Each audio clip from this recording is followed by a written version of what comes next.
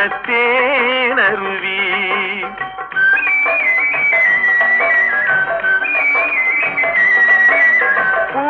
பூமுடிப்பாள் இந்த பூங்குழலி, புது சீர் பெறுவாள் வண்ணத்தேனருவி.